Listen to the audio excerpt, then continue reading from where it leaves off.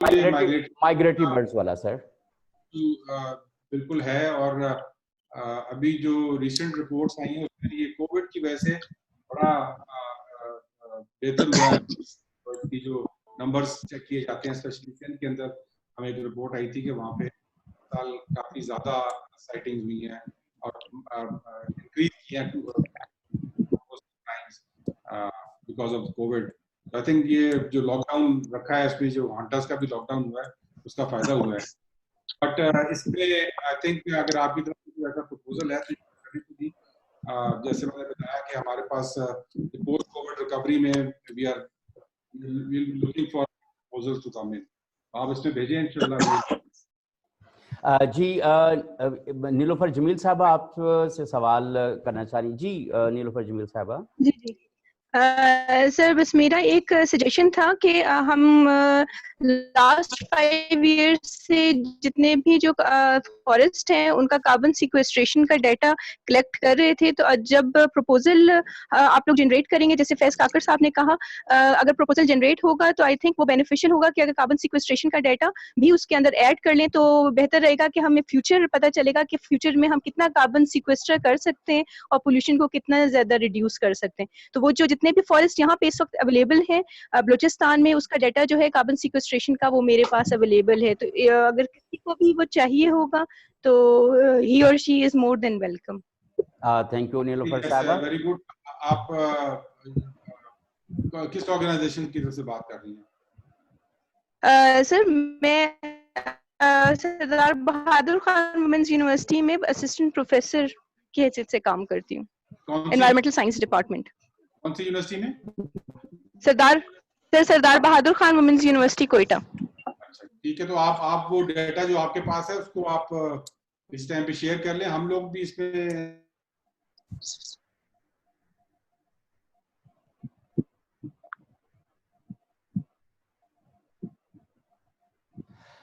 جی کوئی اور سوال جو ہے question if someone likes to put up to advisor صاحب.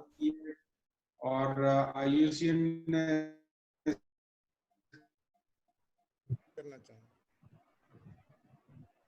کیا ہوا ہے, اور اس کے علاوہ اس وقت ایک پرائیویٹ پارٹی بھی ہے. میری احباب سے درخواست ہے کہ اپنے جو مائک ہیں ذرا میوٹ کر دیں تاکہ ہم ایڈوائزر صاحب کو سن سکیں. اس کے بعد صرف جنہوں نے سوال کرنا ہے صرف وہ اپنا مائک آن کریں. برائے مہربانی سارے میوٹ کر دیں پلیز. جی ملک صاحب.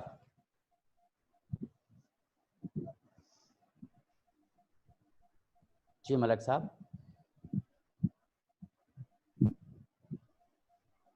اسد شجاع خان صاحب آپ کوئی سوال پوچھنا چاہ رہے تھے ملک صاحب سے؟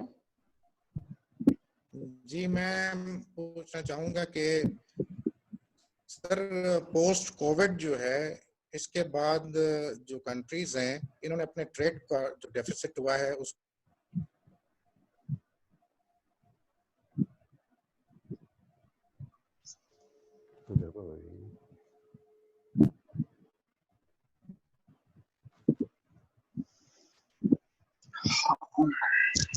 آصف شجاع خان صاحب آپ کی آواز نہیں آ رہی.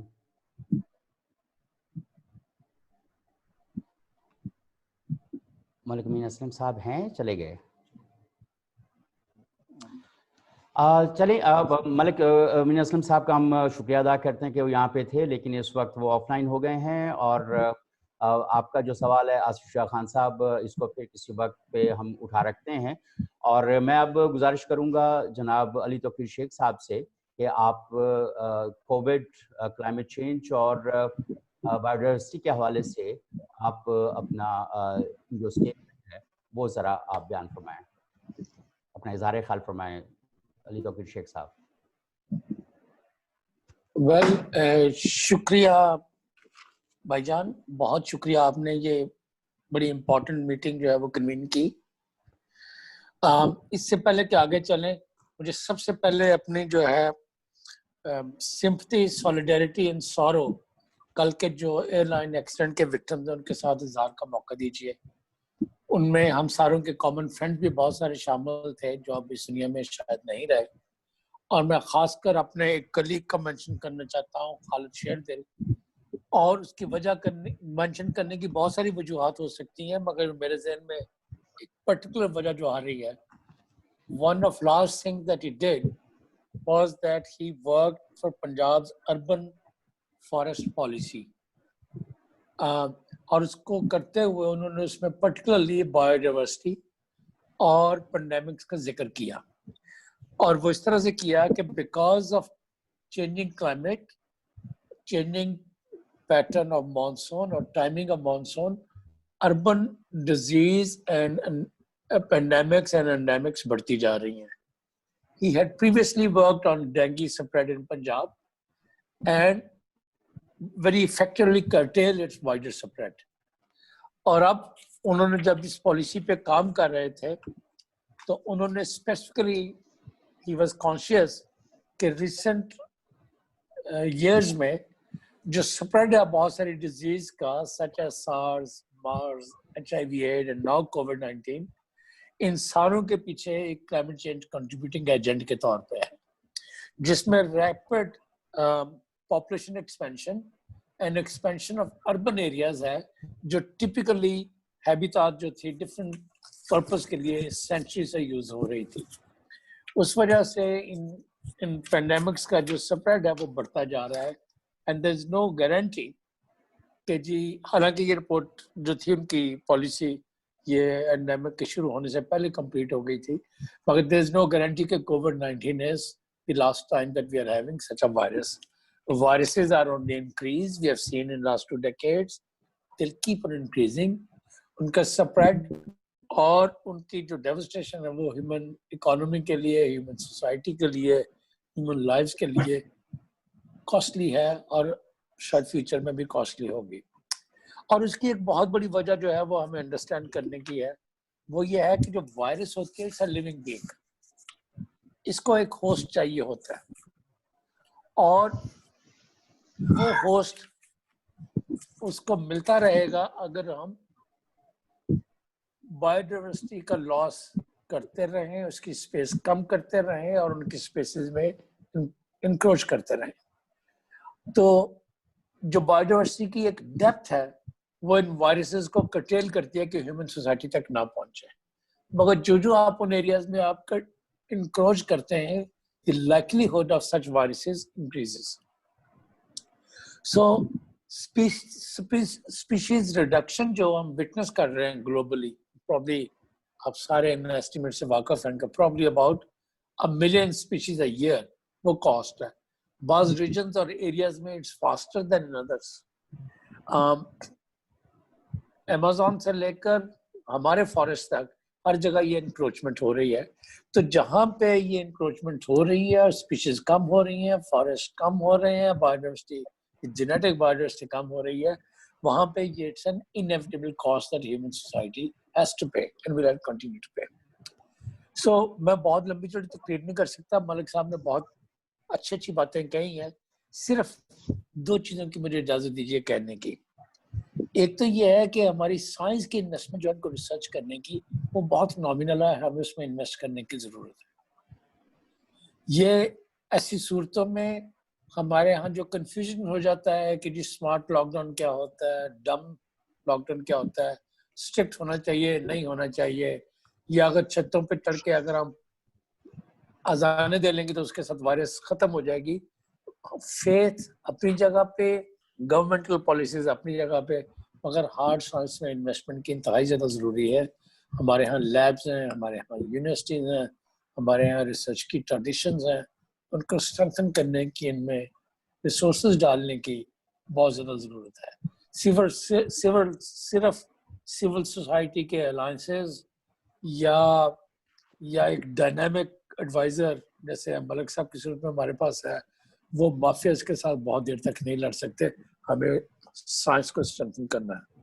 اور دوسری ایک چیز جس کی طرف میں آپ کی توجہ دلانا چاہتا ہوں، فریکوینٹ فلڈز اور فریکوینٹ ڈراؤٹس اور ہیٹ ویوز کے ساتھ ہماری انڈیورنس یا ہماری ریزیلینس کم ہو رہی ہے، as a individual, at a human level and as a society, خواہ رورل سیٹنگز ہوں یا اربن سیٹنگز ہوں.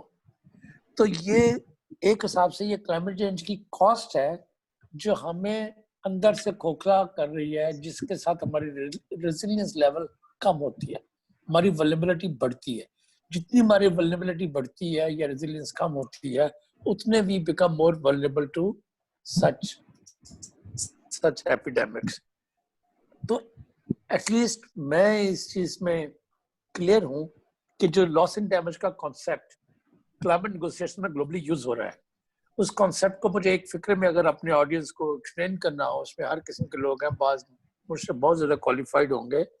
یہ it's a permanent loss that cannot be reversed and permanent damage that cannot be reversed. It is something beyond adaptation. تو ہماری human society developing countries میں and دوسری societies میں پرماننٹ لاس اینڈ ڈیمیج کو witness کر رہی ہے. تو لاس اینڈ ڈیمیج ہمیں ایک ونڈو پرووائڈ کرتا ہے کہ ان ایشوز کو جن کے ساتھ ہماری ریزیلینس کم ہو رہی ہے, ولنریبلٹی بڑھ رہی ہے, ان کو کیسے ایڈریس کریں. اس کے گلوبل فائنینسنگ کے ونڈوز ہونی چاہیے یا ہے یا نہیں ہے.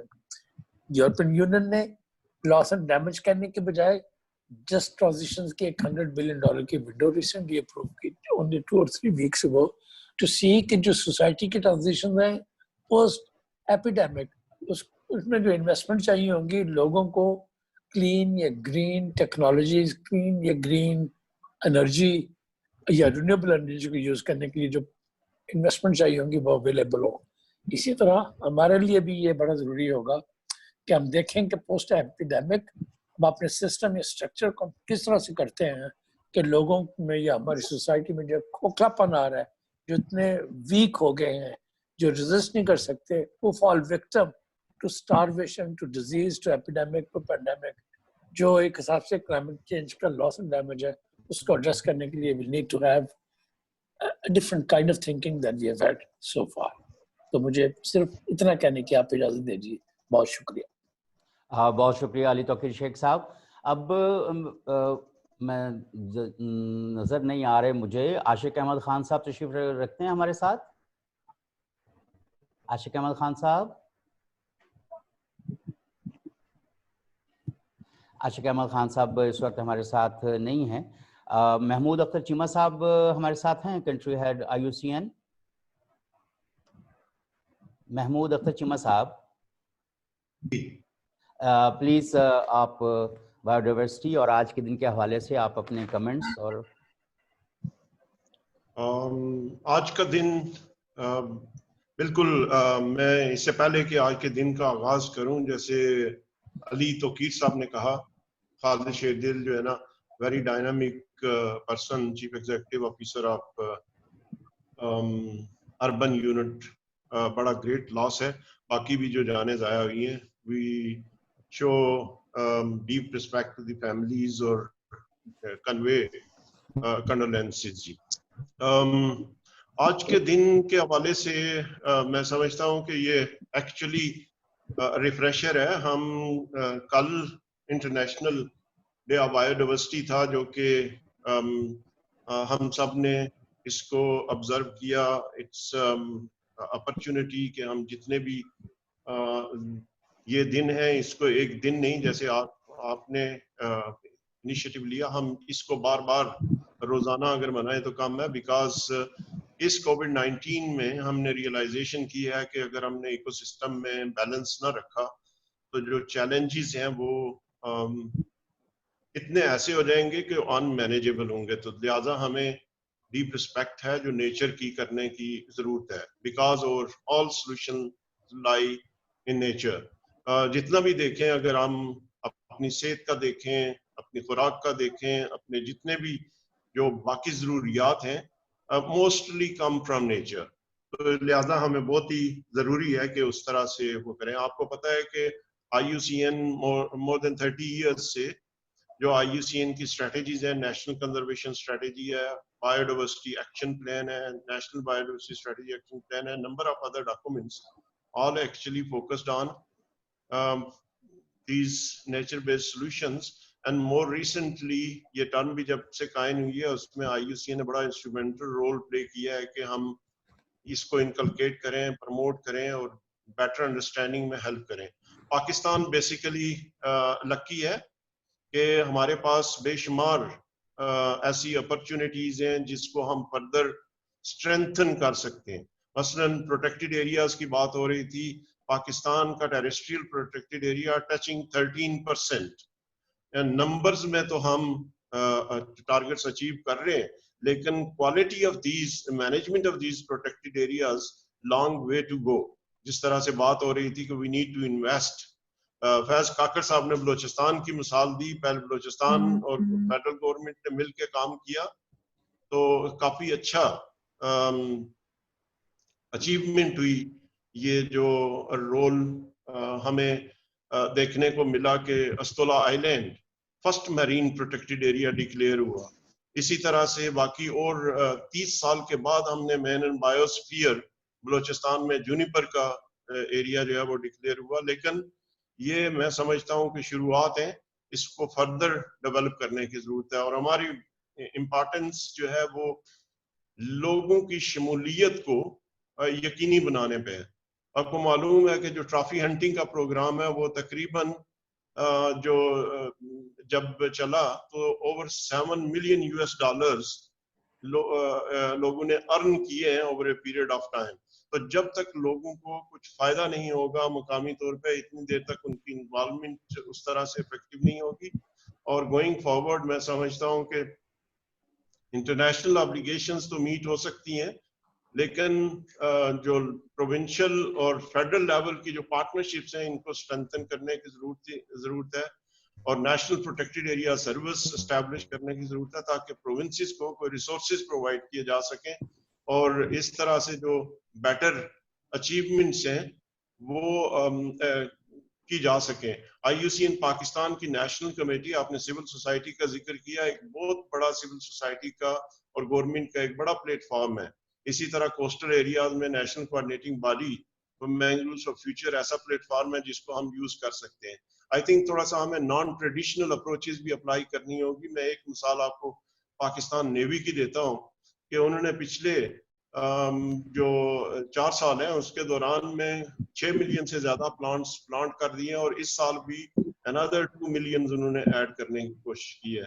प्राइवेट सेक्टर को इन नेचर बेस्ड सॉल्यूशंस के लिए इन्वॉल्व करने की जरूरत है ताकि वो इन्वेस्टमेंट में जो कंट्रीब्यूशन है वो करें, बिकॉज सबसे ज्यादा मेजर इम्पैक्ट जो है वो ये प्राइवेट सेक्टर ही कर रहा होता है नेचुरल रिसोर्सेज पे. तो हमें मिलके पार्टनरशिप में काम करने की जरूरत है. And I personally on behalf of IUCN thank you for taking this lead and for organising such a wonderful webinar, and we look forward to take this forward together.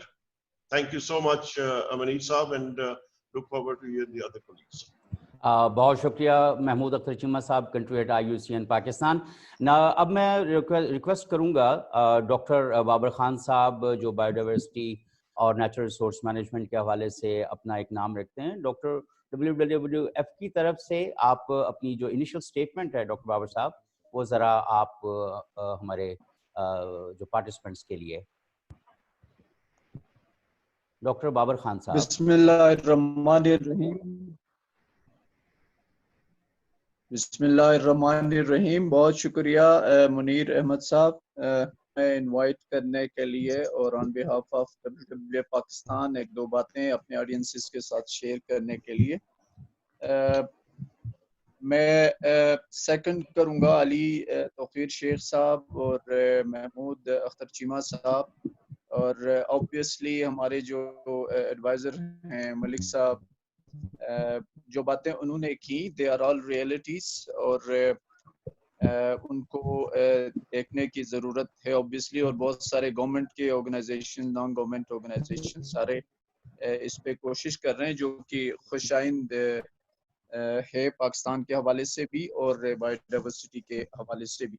आज का दिन पूरी दुनिया में बायोडाइवर्सिटी की अहमियत को उजागर करने के लिए मनाया जा रहा है और इस साल का बायोडाइवर्सिटी डे यकीनन कोविड की वजह से एक ख़ास अहमियत का भी हामिल है.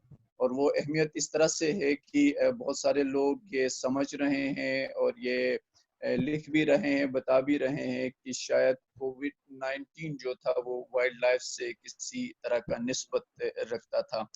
میں موقع سے فائدہ اٹھاتے ہوئے ایک چھوٹی سی کلیریفیکیشن چاہوں گا کہ اگر ہم پینڈیمکس کی ہسٹری کو دیکھیں تو مور آر لیس تقریباً 70% اب تک کی جو وائرل اور بیکٹیریل آؤٹ بریکس ہوئی ہیں وہ کسی نہ کسی طرح وائلڈ اینیملز یا سے اینیمل سے ایسوسیٹ کی جاتی ہیں.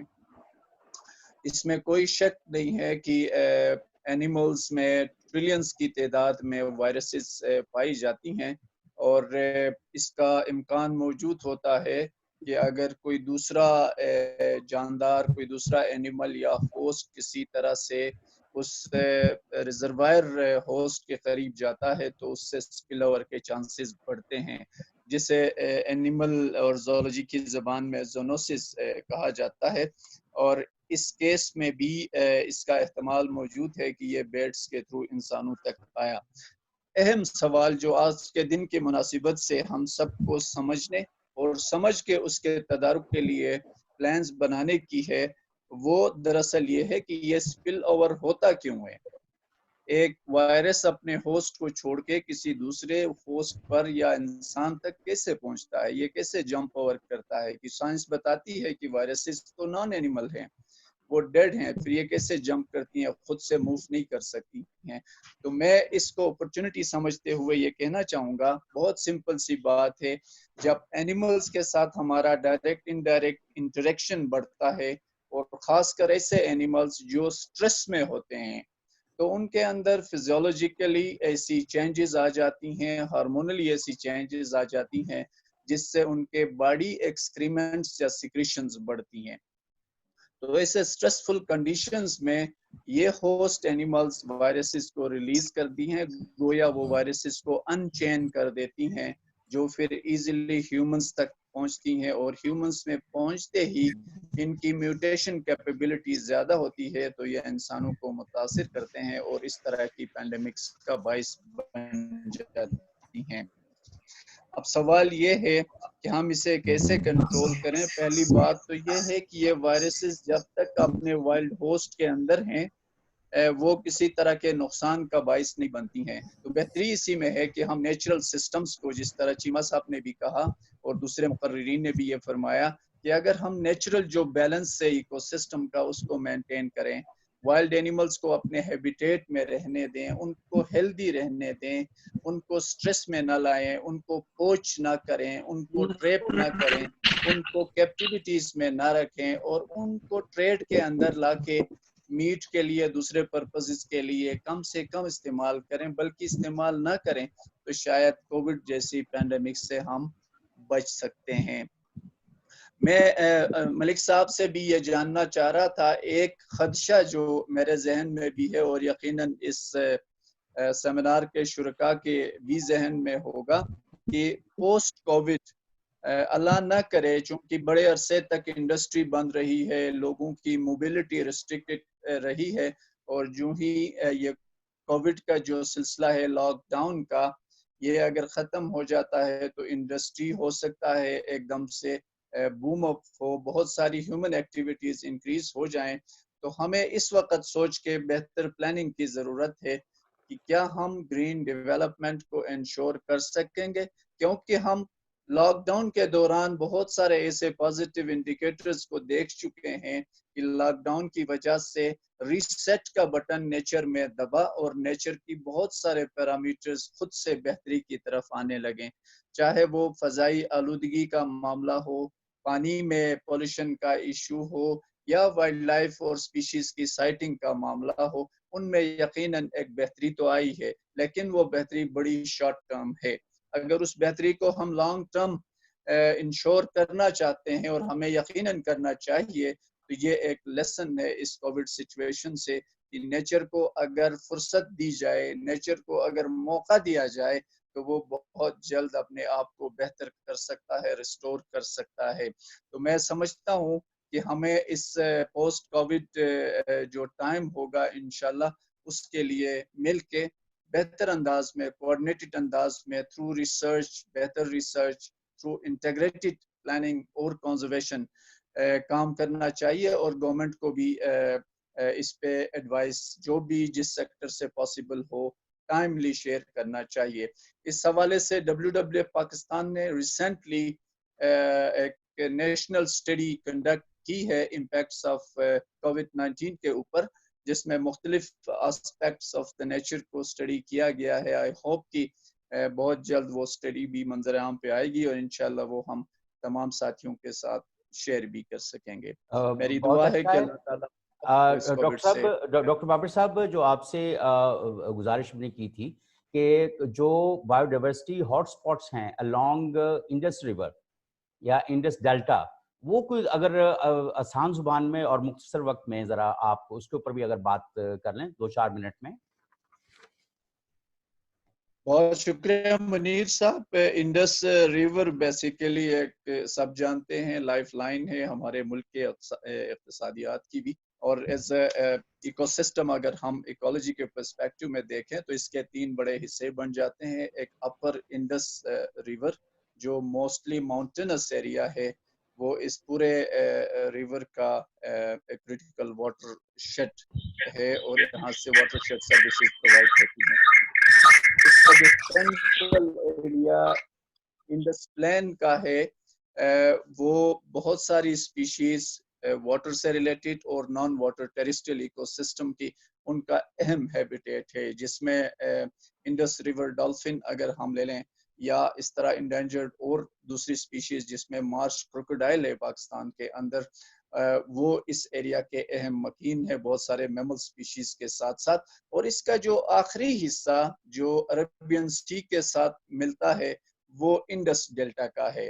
انڈس ڈیلٹا گویا ایک طرح سے پورے انڈس ریور سسٹم کے کراؤن میں ایک جیول کا حیثیت رکھتا ہے. انڈس ڈیلٹا 7واں سب سے بڑا ایریڈ انوائرمنٹ کے انڈر مینگروز کا پیچ ہے, جو پاکستان کے لیے ایک بہت بڑا یقیناً اعزاز ہے. اور یہ بایو ڈائیورسٹی کے حوالے سے بھی کئی اسپیشیز کے لیے ہیبیٹیٹ ہے. وہاں رہنے والے لوگوں کے لیے لائیولی ہوڈ کا بہت بڑا ذریعہ ہے. تو اگر ہم انڈس کو ان 3 میجر کمپوننٹس یا 3 میجر پارٹس کے طور پہ دیکھتے ہیں تو یہی اس کی بایو ڈائیورسٹی ہاٹ اسپاٹس ہیں. ماؤنٹین ایکو سسٹم, چاہے وہ انگلیٹس ہوں یا لارج کارنیورس ہوں یا میملس ہوں,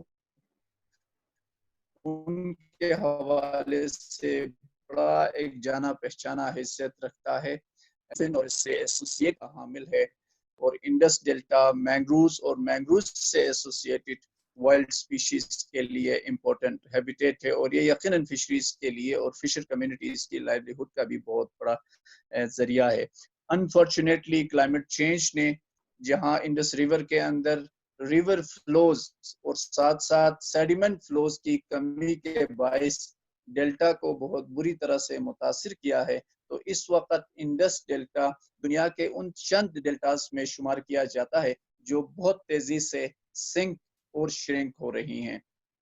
شرنک ہونے کی ایک وجہ سمندر کی طرف سے, عربین سی کے کوسٹ کی طرف سے ایروجن اور سی واٹر انٹروژن بتایا جاتا ہے, جبکہ اس کی سنکنگ کے پیچھے سیڈیمنٹ فلو کا کم ہونا اور ساتھ ساتھ انڈس ڈیلٹا میں رہنے والے لوگوں کی جو پانی کی ضروریات ہے ان کو میٹ کرنے کے لیے, ان کو کسی طرح ایڈریس کرنے کے لیے لوگ گراؤنڈ واٹر زیادہ ایکسٹریکٹ کر رہے ہیں, تو اس سے ڈیلٹا جو ہے وہ سبسیڈیشن کا شکار ہے. اس کے باوجود انڈس ڈیلٹا پاکستان کے لیے ایک نہایت ہی اہم ایکولوجیکل ایسٹ ہے اور اس کو پروٹیکٹ کرنے کی ضرورت ہے. میں نے جو بات پہلے کی ملک صاحب کے ڈسکشن کے حوالے سے, اس میں یہی ریفر کرنا چاہ رہا تھا کہ مینگروز پاکستان کے لیے سی کی طرف سے, اوشن کی طرف سے جو ہیزرڈ رسکس ہیں ان کو بچانے میں فرنٹ لائن کا رول کردار ادا کرتا ہے. اور اگر وہاں پہ مینگروز ہم کاٹتے رہیں, ختم ہوتی رہیں, تو یقیناً اس سے ہمارا ایگریکلچر لینڈ اور ڈیلٹا اور کوسٹ کے دوسرے ایریاز میں آباد ہماری جو کمیونٹیز ہیں ان کے لائف اور لائیولیہوڈز رسکس میں خدا نہ کرے آ سکتے ہیں. تو ہمیں ان سب کو پوسٹ کووڈ ایک اپرچونٹی بھی ہے, اس کے تناظر میں دیکھ کے بہتر پلاننگ کی طرف جانے کی ضرورت ہے. بہت شکریہ ڈاکٹر بابر خان صاحب, WWF کی طرف سے آپ اپنے خیالات کا اظہار کر رہے تھے.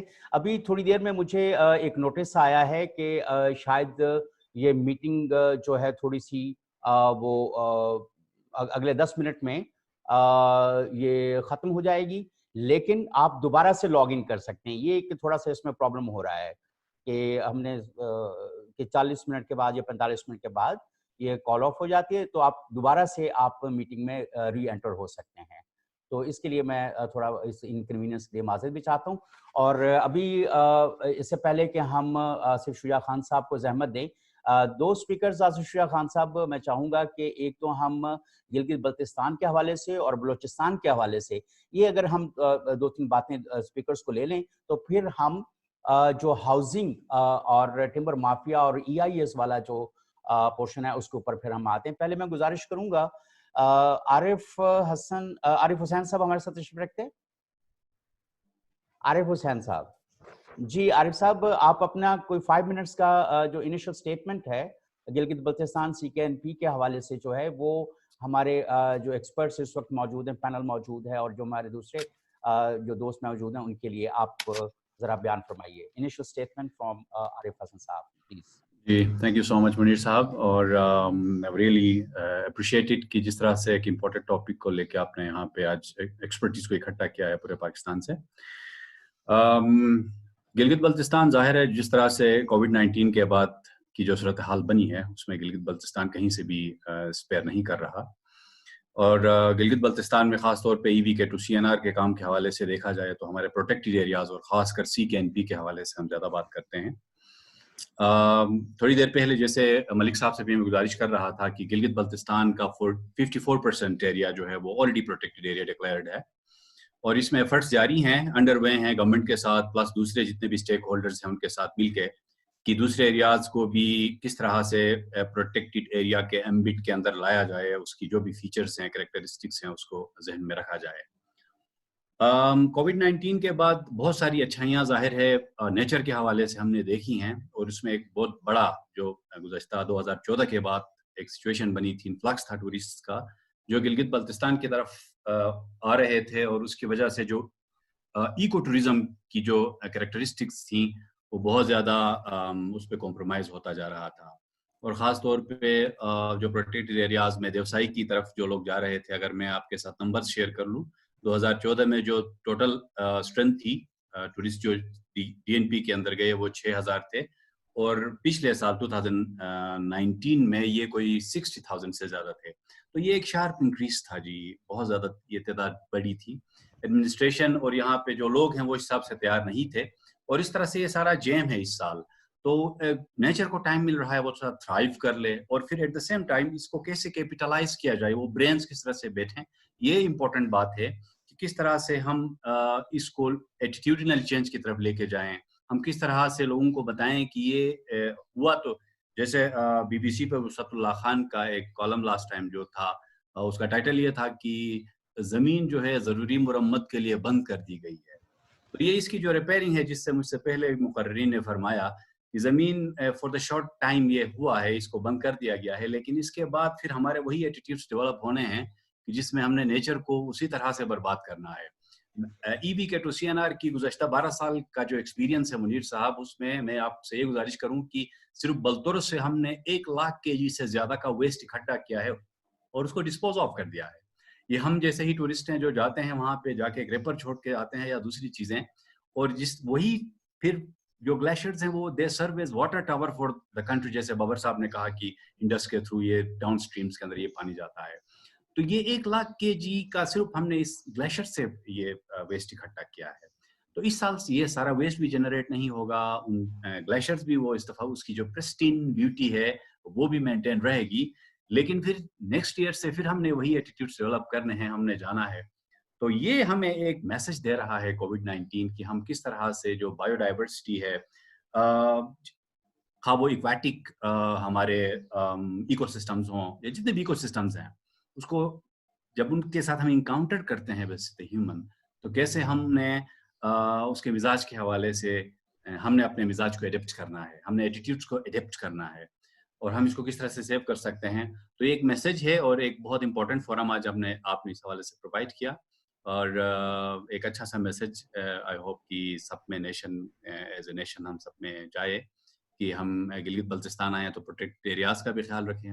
یہ گلیشیئرس جتنے بھی یہاں کی ایکو سسٹمس ہیں اس کی پروٹیکشن میں اپنا رول ادا کریں. جی ایک مجھے ذرا عارف حسین صاحب بتائیے گا کہ CKNP ایک بہت بڑی میجر انٹرونشن تھی Pakistan Italy debt swap agreement کی، اس کی کیا صورتحال ہے اس وقت؟ اگر کیونکہ وہ بایو ڈائیورسٹی کنزرویشن کے حوالے سے اور ماؤنٹین کنزرویشن کے حوالے سے it was really a big initiative, تو آج کل کیا صورتحال ہے اس کی؟ سینٹرل کراکم نیشنل پارک جی یہ 10,500 اسکوائر کلومیٹر کا پاکستان کا one of the largest national parks اور دنیا کا شاید ہائیسٹ نیشنل پارک بھی اس کو کنسیڈر کیا جاتا ہے منیر صاحب. اور اس میں بہت زیادہ ڈائیورسٹی ہے. بایو ڈائیورسٹی کے کانٹیکسٹ میں اگر میں بات کروں تو یہاں پہ صرف برڈس کی جو اسپیشیز ہیں وہ 90 ہیں. پھر آپ انگلیٹس دیکھ لیں، میملز 14 ان کی اسپیشیز ہیں، ریپٹائلز ہیں، ایمفیبینز ہیں، فش کی 10 قسمیں یہاں پائی جاتی ہیں. تو اس پہ EBK2CNR نے گورنمنٹ کے ساتھ پلس جس میں WWF بھی تھا اور پھر ڈفرینٹ آرگنائزیشنز پلس گورنمنٹ ساتھ رہی، ہم نے کام کیا. اور سر دست یہ ہے کہ گورنمنٹ کی طرف سے اس پہ ایفرٹس تو انڈر وے ہیں. آپ کو پتہ ہے کہ اس میں بہت زیادہ کام کرنے کی ضرورت ہے چونکہ اس کے اندر نیشنل پارک بھی ہے، but at the same time 1.5 lakh کی وہ آبادی بھی ہے جو اس کی پیریفریز میں رہتی ہے، جو کہ اس کے نیچرل ریسورسز کے اوپر ڈیپینڈنٹ ہے. جی منیر صاحب، اب یہ کہ بہت زیادہ ایک انٹیگریٹڈ اپروچ کے ذریعے سے کیسے کمیونٹیز کو بھی پروڈکٹلی انگیج کیا جائے اور انشور کیا جائے کہ نیچرل ریسورسز جو سینٹرل کراکم نیشنل پارک کے اندر ہیں ان کو کیسے پرزرو کیا جائے. تو یہ ایک وائبرنٹ، ایک بہت انٹیگریٹڈ، ایک براڈ اسکیل کوئی انٹرونشن کے ذریعے اس کو پھر سسٹینیبلی آگے لے کے جایا جا سکتا ہے. مینجمنٹ پلان اس کا بنا ہے، ابھی ریسنٹلی اس کے مینجمنٹ پلان کو ریوائز کیا گیا، اس کا پروفیشنل پلان اس کا ریوائز ہوا ہے. اور اس کے علاوہ کمیونٹیز کے لیے بھی لائیولیہڈ کی ڈفرینٹ اپرچونیٹیز کے ساتھ انٹرونشن جاری ہیں. گورنمنٹ آف گلگت بلتستان اس میں ویسے سیریس ایفرٹس کر رہی ہے. کرنٹلی ہم تو خوش ہیں سول سوسائٹی آرگنائزیشن کی حیثیت سے کہ ڈپارٹمنٹ کی طرف سے کافی سیریس ایفرٹس ہیں جی، اس حوالے سے کام کیا جا رہا ہے ڈائریکٹوریٹ کی انریچمنٹ کے حوالے سے جو CKNP کا ہے. اور اس میں کچھ چیزیں لیجسلیشن لیول کے اوپر بھی کام ہو رہا ہے، ریگولرائزیشن کے لیول پہ بھی کام ہو رہا ہے. اسٹاف کی چونکہ کمی کا بڑا ایک تھا، اس کو ٹیک اپ کیا جا رہا ہے. تو there are some very serious efforts under way اور ہوپ کی اس کے جو نتائج اچھے سامنے آئیں گے. بہت شکریہ. آصف شجاع خان صاحب مجھے نظر نہیں آ رہے، ابھی یہاں پہ تھے. آصف شجاع خان صاحب اس وقت شاید دوبارہ آف لائن ہو گئے، ان کا ڈسکنیکٹ ہو گیا. میں فیض کاکڑ صاحب ذرا بلوچستان کی بایو ڈائیورسٹی کے حوالے سے آپ اپنی انیشل اسٹیٹمنٹ جو ہے وہ دیجیے. بسم اللہ الرحمن الرحیم. تھینک یو منیر صاحب. میں انتہائی تہ دل کے ساتھ آپ کا شکریہ ادا کرتا ہوں کہ آپ نے ہمیں موقع دیا کہ میں بلوچستان کو ریپرزینٹ کرتے ہوئے اس اہم میٹنگ میں اس اہم ایشو کے اوپر کچھ کہہ سکوں. کووڈ-19 کے بعد جو سچویشن ہے، جو سینیریو ہے بلوچستان کے حوالے سے، اس کی میرا خیال ہے وہ ڈیول سائڈس ہے ان دا کانٹیکسٹ آف بلوچستان. کیونکہ میں نیشنل لیول پہ یا گلوبل لیول پہ بڑی باتیں ہوئی اور میں سب سے ایگری بھی کرتا ہوں، سپورٹ بھی کرتا ہوں. لیکن بلوچستان کی سچویشن تھوڑی سی جو ہے میرا خیال ہے وہ اس لحاظ سے ڈفرینٹ ہے کہ آپ سب کو پتہ ہوگا، جیسے پہلے میں نے کہا کہ آدھا پاکستان ہے ایریا کے لحاظ سے، لیکن اس کی آبادی انتہائی کم ہے. اب یہاں پہ اربنائزیشن جو ہے وہ میرے خیال ہے کمپیئر ٹو دوسرے پروونسز جو ہے سب سے کم ہے. یعنی رورل ایریاز جو ہے، رورل پاپولیشن جو ہے وہ بلوچستان میں سب سے زیادہ ہے. یعنی اگر آپ یہ ہم کہہ سکتے ہیں کہ یہ 70-80% تک جو ہے وہ رورل پاپولیشن ہے. اب اس رورل پاپولیشن کی جو ہے سب سے بڑا جو پرابلم یہ ہے کہ اس کی جو